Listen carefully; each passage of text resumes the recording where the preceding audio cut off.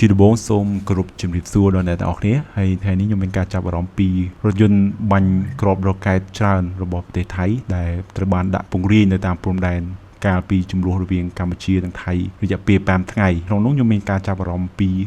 សមត្ថភាពរបស់រថយន្តនោះហើយនឹងត្រូវលើកយកមកបង្ហាញអ្នកទាំងអស់គ្នាបានដឹងថាវាមានសមត្ថភាពអីខ្លះយោងតាមប្រភពសារព័ត៌មានចិនប្រទេសថៃបាននាំចូល WF-1B និង WF-32 Launcher ពីប្រទេសចិនដែលនឹងត្រូវបដូរឈ្មោះជា DTI-1 និង DTI-1G រៀងៗខ្លួនយោងតាមរបាយការណ៍បានដឹងថាក្រៅពីប្រព័ន្ធ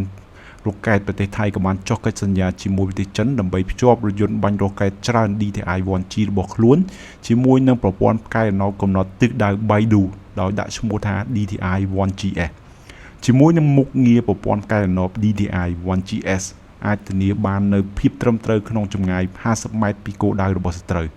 ដើមឡើយប្រទេសថៃគ្រោងនឹងដំឡើងរថយន្តបាញ់គ្រាប់រ៉ុកែតច្រើន DTI-1GS ចំនួន6គ្រឿងនៅក្នុងស្រុកក្រោមអាជ្ញាប័ណ្ណពីទីក្រុងប៉េជីងឥឡូវនេះកងទ័ពភូមិន្ទថៃបានសម្រេចចិត្តនាំចូល DTI-1 WS-1B ដោយផ្ទាល់ពីប្រទេសចិននិងបង្គុំ DTI-1GS ក្នុងស្រុកបានចំនួនត្រឹមតែ3គ្រឿងប៉ុណ្ណោះ WS-1B DTI-1 គឺជាប្រព័ន្ធបាញ់រ៉ុកែតច្រើន MLRS 302 មីលីម៉ែត្រដែលផលិតដោយប្រទេសចិននឹងត្រូវបានរចនានិងផលិតឡើងដោយក្រុមហ៊ុនសាជីវកម្ម CPMIEC ដែលមានមូលដ្ឋាននៅទីក្រុងប៉េជីងប្រទេសចិន WS-1B គឺជាកំណែអាប់ដេតនៃ WF-1 ដែលមានការកើនឡើងគួរឲ្យកត់សម្គាល់ជាមួយនឹងរយៈចម្ងាយបាញ់ពី100គីឡូម៉ែត្រ WF-1 ទៅ180គីឡូម៉ែត្រ WF-1B ជាមួយនឹងក្បាលគ្រាប់កម្រិតជាផ្ទុះគ្រាប់បែកចង្កោមនិងគ្រាប់បែក Full Air WS-32 DTI-1GS គឺជាប្រព័ន្ធបាញ់រ៉ុកែតច្រើន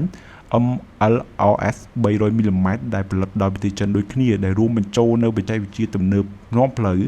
និងប្រព័ន្ធគ្រប់គ្រងដោយបង្កើនភាពត្រឹមត្រូវនៃការបាញ់គ្រាប់រ៉ុកែតប្រព័ន្ធបាញ់គ្រាប់រ៉ុកែតត្រូវបានដំឡើងនៅខាងក្រោយតួរយន្តកង់8 EVCO ដែលមានបំពង់4 2ជួរ DTI-1GS មានរយៈចម្ងាយបាញ់ពី60ទៅ150គីឡូម៉ែត្រជាមួយនឹងក្បាលគ្រាប់នាំផ្លូវ